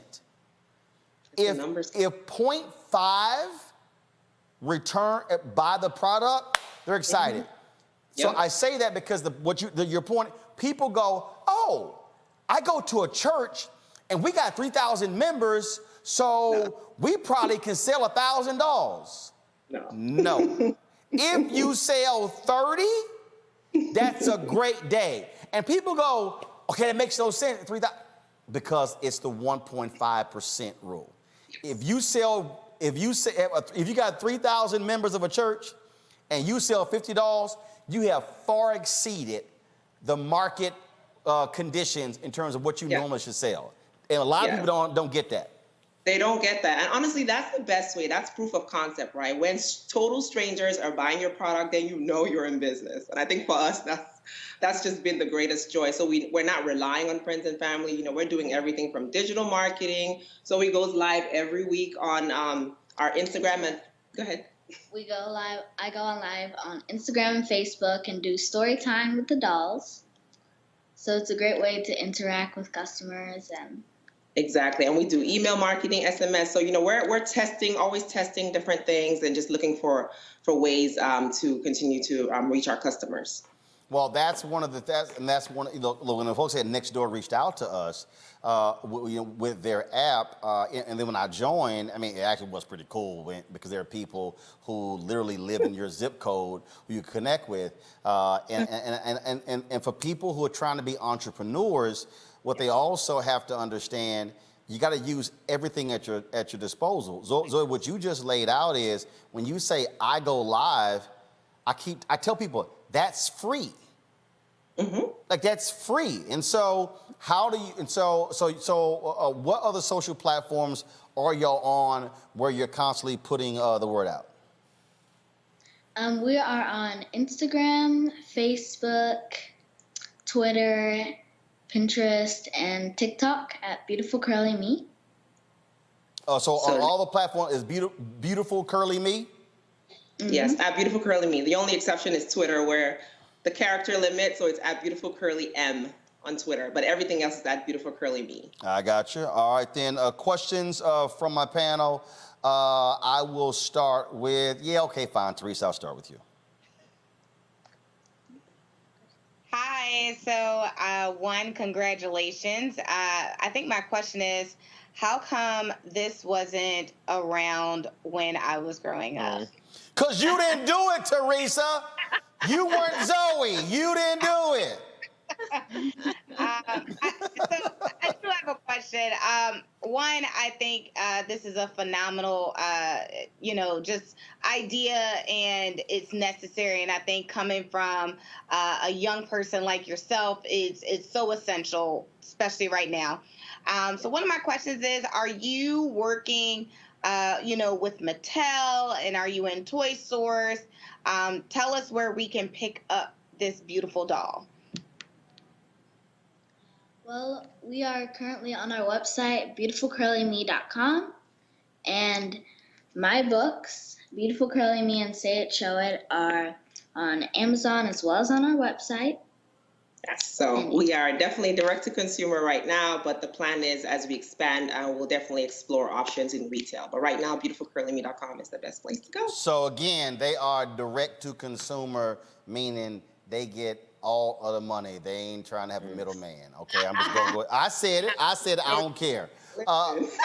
Next question is Ben. Ben? Yeah, no, absolutely. Congratulations on this. This is beautiful. I'm reminded of when shortly after I got married, my wife cut all of her hair and went natural, and it kind of threw me for a shock. And then my daughter was born, and she started saying some of the same things that you were saying, Zoe, and it really changed my perspective. Completely changed my perspective to the point where, like, I'm now pushing my wife to do as much natural as she can. Have you seen black men change as a result of this product? And I plan on picking up a couple for my kids.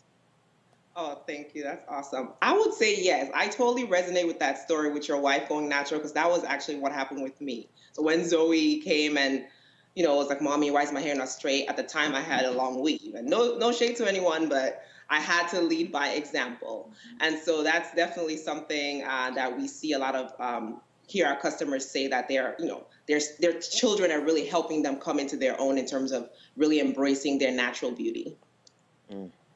All right, Mustafa. In terms of men, to answer your question, we have a lot of male customers. We have dads, uncles, grandpas. That's right. And they're always very excited about, you know, giving their children dolls that look like them, because it's all about building their self-esteem and building their self-confidence.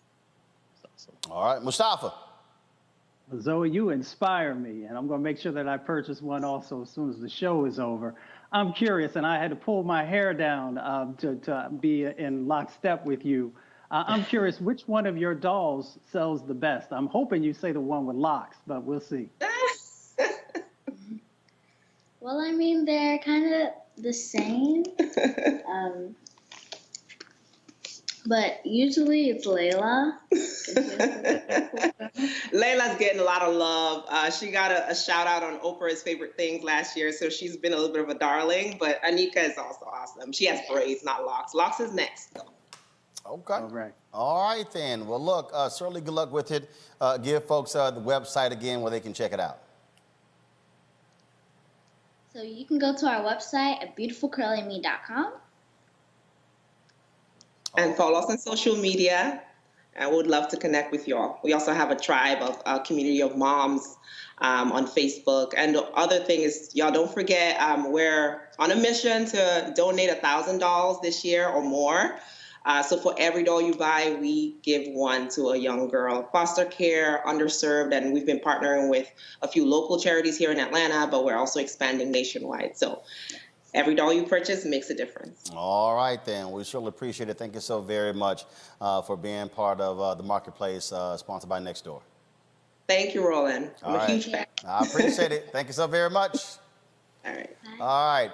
And don't forget, folks, if you want to link up with people who are in the area where you live, if you're looking for some, like I say, you might be looking to adopt a pet, you may be looking to, partner with a business, you might be looking for just some folks to hang with, try out the app Nextdoor.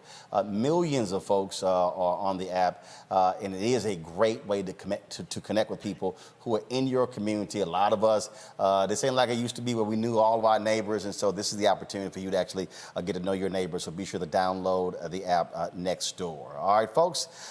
Today, the richest man in the world, Jeff Bezos, successfully traveled into space. He flew the edge of the Earth this morning on a rocket and capsule developed by his private space flight company, Blue Origin. The flight makes history as the first unpiloted suborbital flight with civilians as crew members. The entire flight was only 10 minutes long. After Bezos' return, he spoke to the media where he thanked those who made the mission possible. Our rocket was...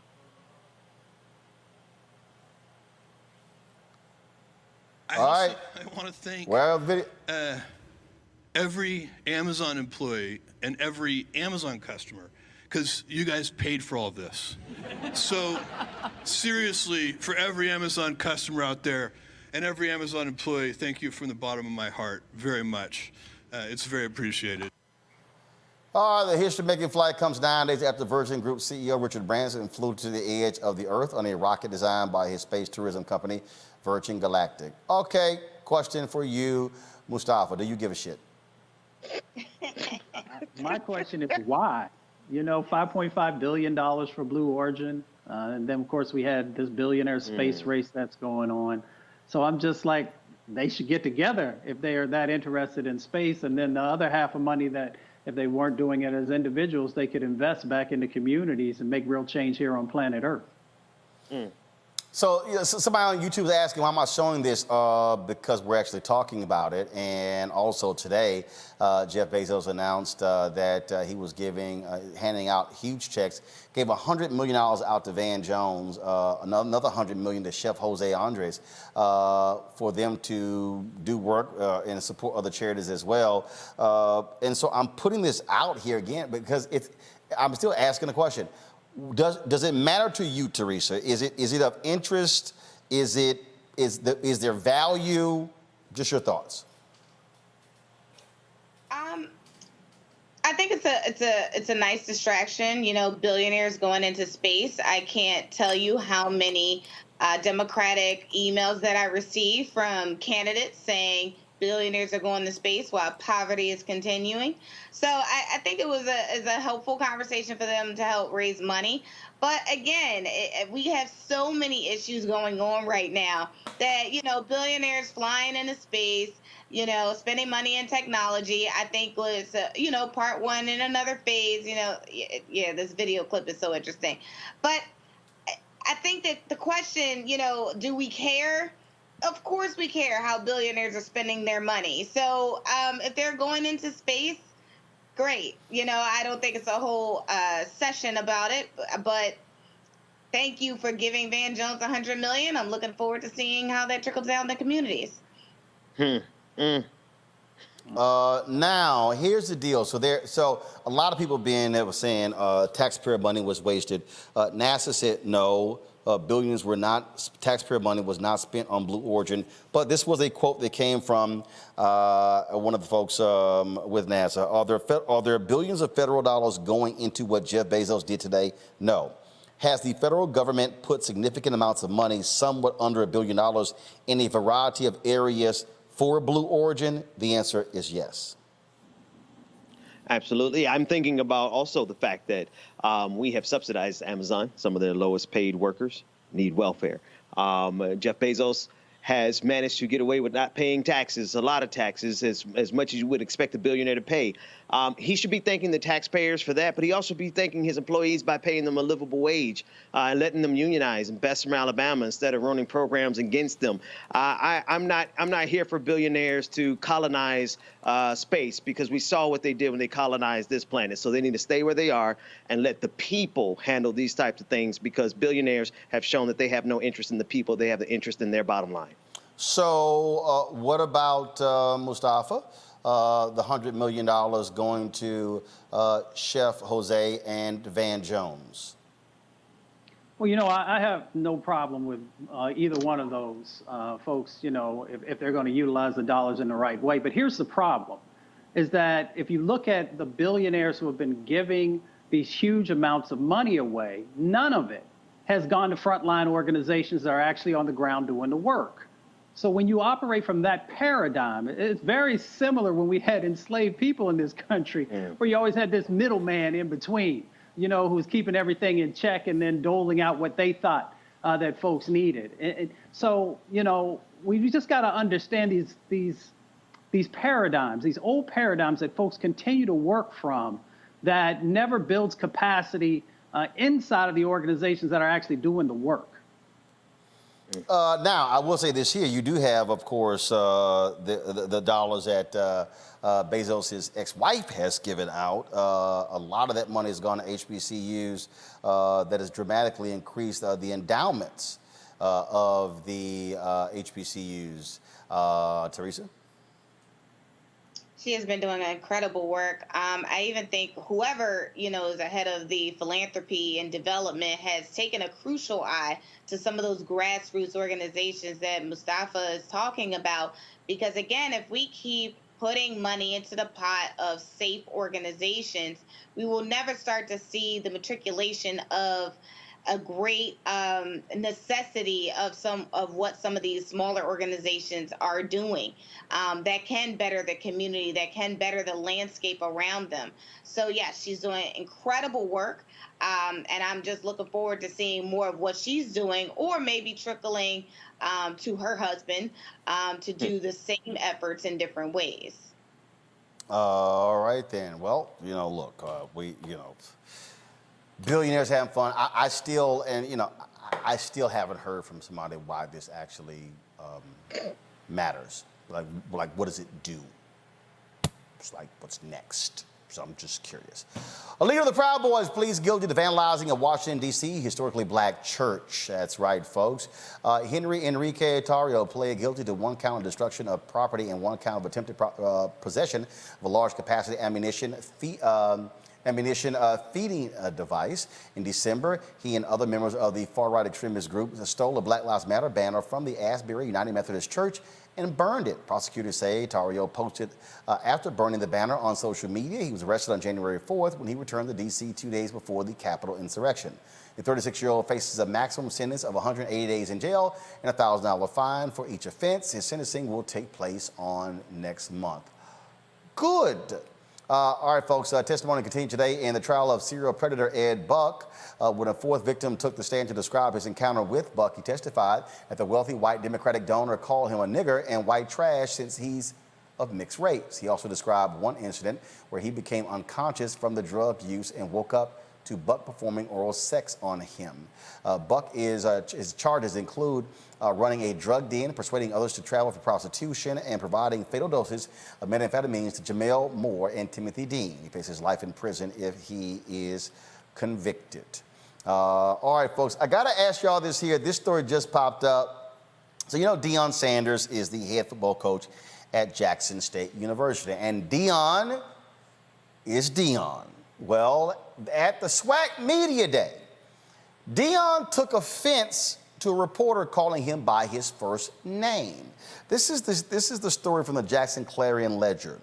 The Pro Football Hall of Fame quarterback and second-year coach demanded that reporters shouldn't call him by his first name before walking out of a SWAC Media Day event at the Sheraton in Birmingham on Tuesday. You don't call Nick Saban Nick. Don't call me Deion. Sanders told Nick Suss from the Clarion Ledger, if you call Nick Saban Nick, you'll get cussed out on the spot, so don't do that to me. Treat me like Nick. Then Suss was quoted he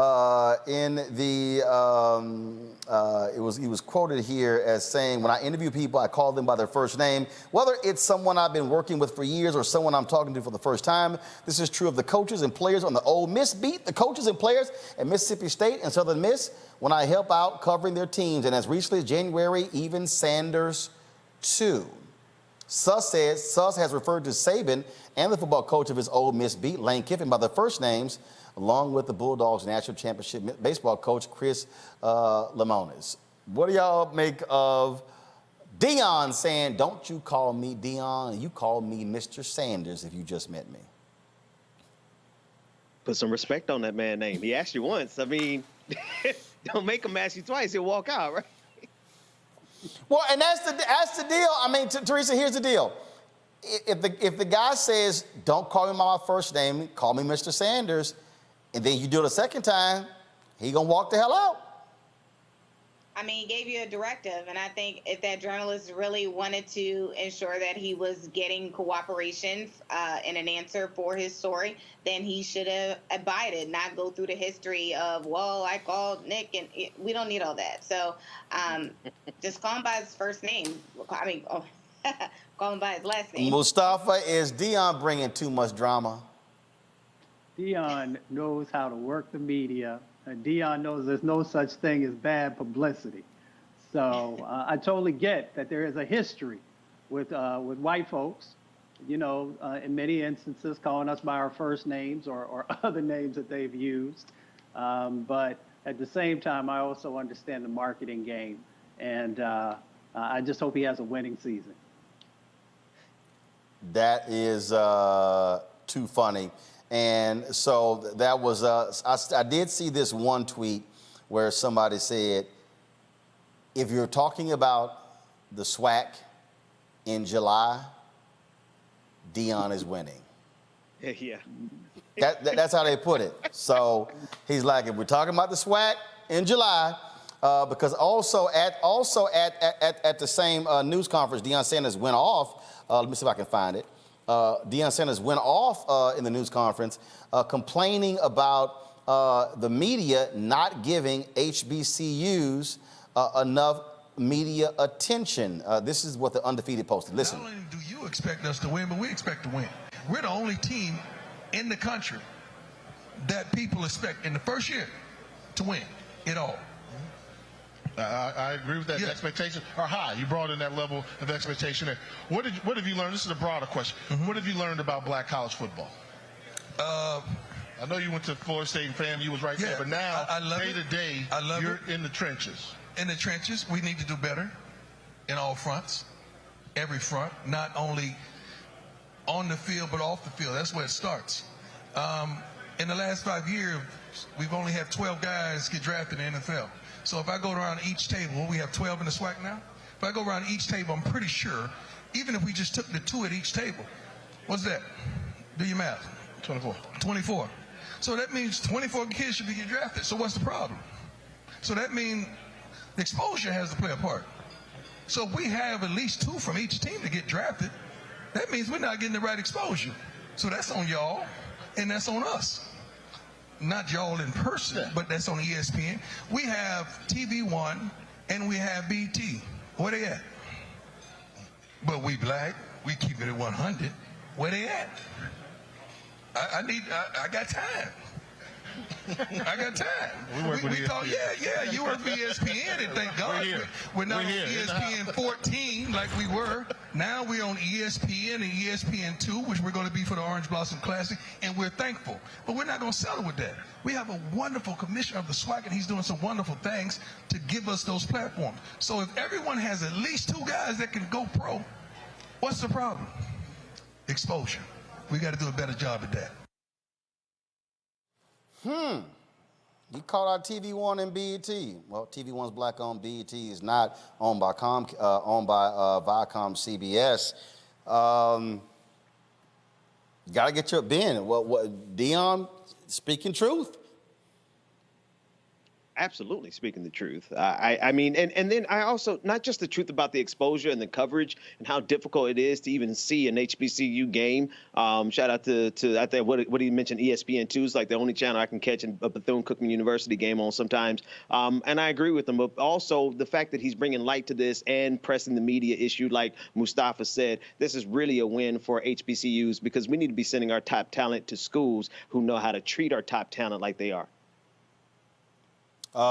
Teresa, when he says we got to do better, what he's also saying, the expectation of the HBCUs has to be great as well, and that is how they market their players and things along those lines. I agree. And, I think with the win with the NCAA and taking care of their players financially and ensuring that they not only get the sponsorship that they deserve, but they can at least begin to not struggle as they are beginning to practice. So I think that is a continued conversation he is bringing up, and I think he's at the right place to do it. Mustafa. Brother Sanders understands how to increase value. He did it in his own career. With many of the things that he did, he was a phenomenal player, but he also understood that the marketing of that phenomenalness was important as well. And now he's translating that to his leadership in the SWAC and trying to make sure that people are actually honoring the players that are there along with the schools. All right, then. Well, folks, good luck with it. I just sent Deion the text. Hey, Deion, we'll hook you up. TV One ain't got no news. BET ain't got no news. But you can come Roland Martin Unfiltered. So I literally just sent him a text. That still should be his number, but it's all good because I got his fiance's number too. So I just sent her a text. See, y'all need to understand something. All y'all young-ass journalists who don't know a damn thing, never, ever ignore the spouse or the future spouse. Because, see, Denzel ain't carrying a cell phone. So I called Paulette. See, some of y'all gonna learn. Some of y'all gonna learn how real journalists roll. I'm just saying. All right, y'all. That's it for us today on Roland Martin Unfiltered. Please support the young sister with the doll company, Beautiful Curly Me. Follow them on social media. Go to the website as well. We appreciate Nextdoor for being partners with that. That's it for us, folks. Don't forget to support us what we do, joining our Bring the Funk fan club, where every dollar you give goes to support this show. We're going to be in Texas next week, beginning on Tuesday, covering the big voting march. Of course, out there was Selma to Montgomery 50 plus years ago. Now they're going to go from Georgetown, Texas to the state capitol in Austin. We're going to be live streaming every single day. Our crews will be down there. And so we really are looking forward to that actually happening. And so your dollars will make it all possible. Support us via Cash App, $RM Unfiltered, PayPal.me/R Martin Unfiltered, Venmo.com is /RM Unfiltered, Zelle is Roland at RolandSMartin.com. Let me shout out Jacqueline Crowder, Dana Gregory. Let me also shout out, let's see here. I'm looking at who also, Rhonda McCarroll, Fabian Cuero, Priscilla Smith, and I'm seeing who else. I'm giving a shout out to everybody who gave during the show. Edward Rebb. Edward, I appreciate it. Thank you so very much. Let's see here. I'm scrolling. All the ones hop up during the show, which tells me who's given. And so that's it. All right, folks, that's it. I will see you guys tomorrow. And also, I'm rocking the Negro Leagues. Y'all go to Kansas City, please visit the Negro Leagues Museum in Kansas City. That's where I got this Kansas City Monarchs. I don't know how they wore these jerseys back in the day. This sucker is hot as hell. I don't know how they played in the summer, but it's a really, this is like a winter jersey. So this is the Satchel Paige jersey you see right here, number 24, Kansas City Monarchs, that I got at the Negro League Museum in Kansas City, and rocking the hat as well. All right, folks, that's it. I appreciate it. I'll see y'all tomorrow.